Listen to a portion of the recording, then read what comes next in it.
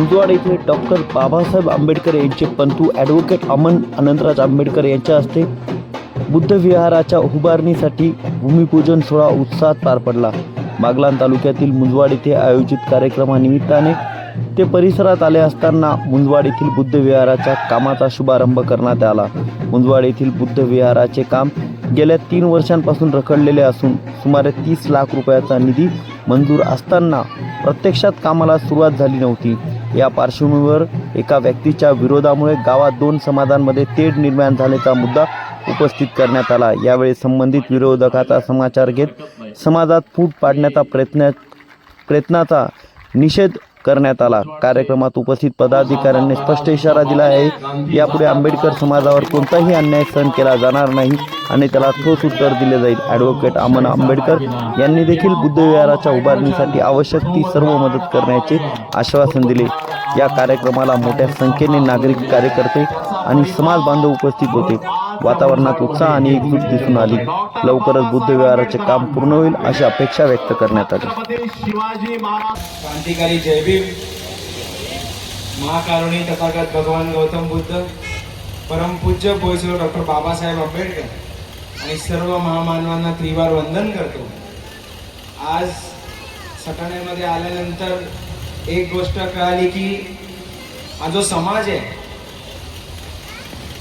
ज्या समाजासाठी बाबासाहेबांनी आपलं आयुष्य घालवलं, ज्या समाजासाठी बाबासाहेबांनी अख्खं त्यांचं आयुष्य घालवलं, स्वतःची पर्वा न करता, जीवाची पर्वा न करता, स्वतःची काळजी न करता, तो समाज आज इकडे उपाशी पोटी बसून माझ्यासाठी आणि इकडचं जे बाबासाहेबांसाठी आणि तथागत भगवान गौतम बुद्धांनी विहार बांधलेलं त्यासाठी किती आतुरतेने इकडे थांब मांडून बसलाय।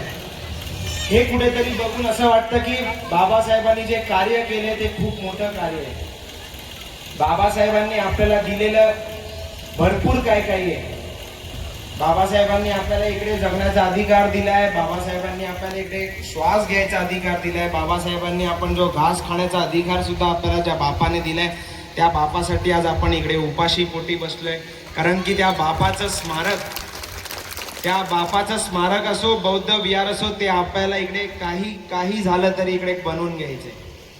मी इकडच्या सरपंचांना विनंती करतो, इकडच्या ग्रामस्थांना विनंती करतो की इकडचा निधी मंजूर झालाय, तुम्हाला निधी सुद्धा आलाय आणि तुम्हाला काही अडथळा आला तर आंबेडकर कुटुंब असेल, रिपब्लिकन सेना असेल आणि अख्खा समाज हा तुमच्या पाठीशी उभा आहे आणि उभा राहील। कारण की जेव्हा विषय आपल्या बापाचा आणि आमच्या बापाचा येतो, तेव्हा कितीही मोठा नेता आला, कोणीही आला, त्याला आम्ही वाकडा जायला घाबरत नाही। मी इकडच्या समाजाला विनंती करतो की आज भूमिपूजन झालंय, इकडे स्मारक निर्माण व्हायला उद्यापासून चालू होईल। ते स्मारक मोठं असो, ते स्मारक छोटं असो, पण ते स्मारक इकडे उभं राहिले आपल्याला ते महत्वाचं आहे। माझ्या आपल्या सर्वांना विनंती आहे की इकडे स्मारक झाल्यानंतर फक्त त्या स्मारकामध्ये 6 डिसेंबर आणि 14 एप्रिल आणि बुद्ध पौर्णिमेला फक्त यायचं नाही।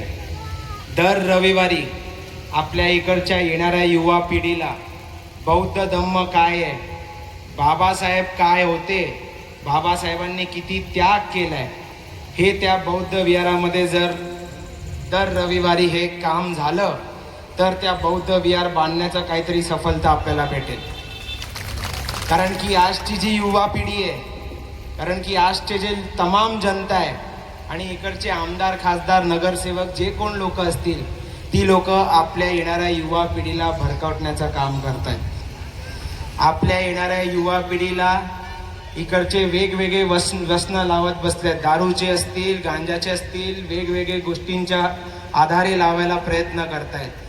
पण इकडच्या आई वडिलांना मी विनंती करतो, इकडच्या आजी आजोबांना विनंती करतो की आपण तर बाबासाहेबांचं कार्य पुढे घेऊन आलोय, पण आपल्याला आपल्या येणाऱ्या पिढीला बाबासाहेबांचं कार्य काय आहे हे आपल्याला त्यांना नीट समजून सांगावं लागणार आहे। आत्ताची परिस्थिती आपण बघत असाल की कशा लोकांना इकडे अडकवण्याचा काम आणि लोकांना कुठल्या कुठल्या गोष्टीमध्ये अडकवण्याचं आणि लोकांना कशा कशा वेगवेगळ्या गोष्टींमध्ये अडकवण्याचं काम चाललंय. आजकाल आपल्याला सर्वांना माहितीच असेल की या देशामध्ये युद्ध चाललंय, अख्ख्या जगामध्ये युद्ध चाललंय, पण त्या गोष्टीवरती कोण बोलत नाही की इकडचा गॅस महाग झालाय, इकडचं शिक्षण महाग झालंय, इकडच्या राहण्या खाण्याचे प्रॉब्लेम आहेत. साध्या काही महाराष्ट्राच्या जिल्ह्यामध्ये पाणी येत नाही, काही लोकांना वीज भेटत नाही, पण या मुद्द्यावरती कुठलाही आमदार खासदार किंवा आपला प्रतिनिधी बोलायला तयार नाही आहे. पण तेच इकडच्या जनतेला खरात सारखे व्हिडिओ व्हायरल करून खरात ज्यांचे अश्लील व्हिडिओ आहेत तशा लोकांचे व्हिडिओ बाहेर काढतात किंवा दुसऱ्या काही गोष्टींमध्ये व्यस्त करतात आणि काही देशामध्ये चाललंय याच्यावरती आपला ध्यान नाही आहे किंवा काहीच नाही आहे. आज खास करून इकडे आलो ते म्हणजे या विहारासाठी आलेलो. ते विहार तर होईलच. आज 2026 वर्ष आहे. बोर्ड लावला, जेडपी सदस्य आले, बोर्ड लावला, पण बोर्ड लावला तर ते काम पूर्ण करून घेणं ही देखील त्यांची जबाबदारी आहे. कारण त्याच्या संबंधित सभागृहामध्ये हेच लोक बसतात, इथले काही सर्व ग्रामस्थ बसत नाही. पण आपल्या सर्वांच्या एकी पुढे या सर्व लोकांना झुकावं लागलं आणि तुम्ही सगळे जिंकलात आणि आज या बुद्धविहाराचं भूमिपूजन इथं पार पडलेलं आहे. पण गावामध्ये मी आपल्याला सांगू इच्छितो की ग्रामपंचायतीमध्ये अनेक योजना असतात, अनेक योजना.